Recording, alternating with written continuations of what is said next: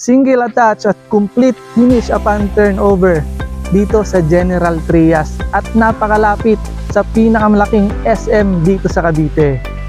Samahan nyo ko and let's make your property dreams into reality.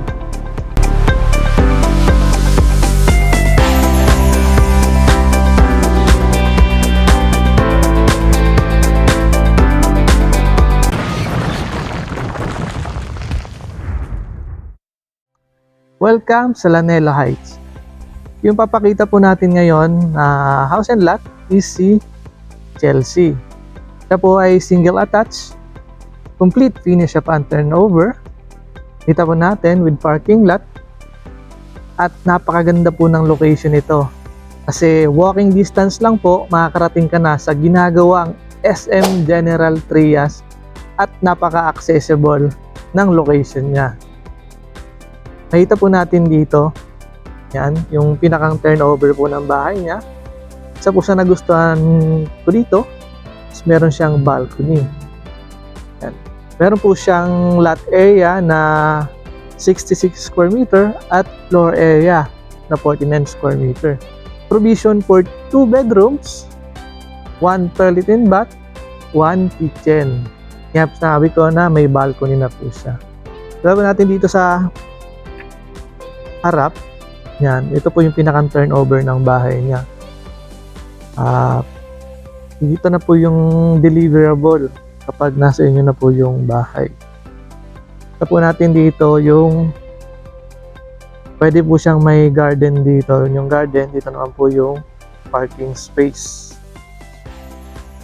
Ito po natin. Dito po sa gilid, may space pa rin po dito. Depende po sa inyo kung ano yung gagawin yan. Hanggang dito po yan. Ito po natin. Bago tayo pumasok, yung design niya, napaka simple pero napakaganda. Yung mga bintana natin dito, sliding window, meron din pong owning window dito sa gilid. Pasukin po natin. Bago po pala tayo pumasok, nakikita po natin dito pala nakalocate yung septic tank niya. Very accessible po siya pag nagka-problema. Pagpasok po natin, ito po yung pinto gawa sa matibay na kahoy. Dito tayo sa loob. Ayan. Magkaka-idea po kayo dito kung gaano kaganda yung bahay. Pag na-turn over, nalagyan nila ng sofa dito, table, dito po living area, dining, at ang kitchen. Yung ginamit nilang tiles dito is kasama na po yung tiles. 60 by 60 po yan. Meron tayong extra space dito sa likod. Yan.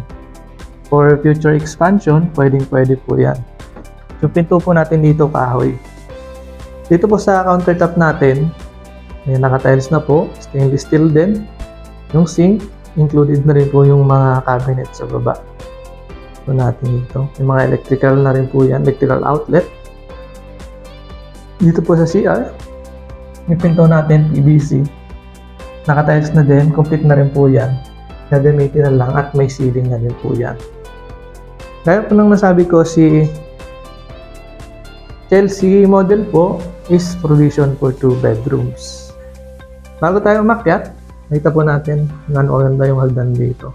Ganyan na po yung itsura ng bahay pagka-turnover sa inyo. Yung handrail niya po, may bakal sa kahoy.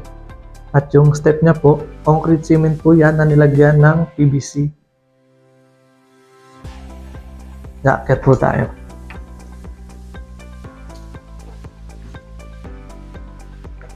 Makita po natin dito na pag-akyat pa lang is may space na siya dito sa harap. Ito po yung dalawang kwarto niya pag na-turn over.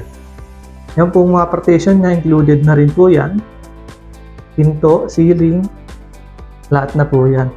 Pati po yung vinyl tiles na nilagay nila. Ito po yung isang kwarto para sa mga anak nyo. Pwede rin po double deck or sa inyo po, kayo ang masusunod. Kung ano yung lalagyan yung mga kama dyan. Dito po tayo sa master bedroom. Yan, napaka-spacious po ng master bedroom niya. Meron pa siya ditong space sa harap. Yan. Tapos may owning window rin po tayo dito. Dito po sa second floor, nandito po sa master bedroom, yung pintuan ng balcony. Ayan. Kung gusto nyo mag-relax, pwede ka po dito sa balcony. Pwede rin po yan kung ipapabago nyo po yung bahay, balak nyo magpa-extensions, pwede po. Available sa Pag-ibig Financing at Bank Financing. 20,000 lang ang reservation fee niya. At 16,000 ang monthly amortization through Pag-ibig Financing. Open pa po yan sa co-borrower. Sa ibang detalye, pwede mo akong i-message sa aking FB page. Pinutin mo lang ang pinakaunang link sa aking description at madadire ka na sa aking messenger account. Kung bago ka sa video na to, please like, share, and subscribe ang aking YouTube channel. Pindutin mo na rin ang notification bell para updated ka pa sa masusunod ko pang video. Natatandaan, make your property dreams into reality.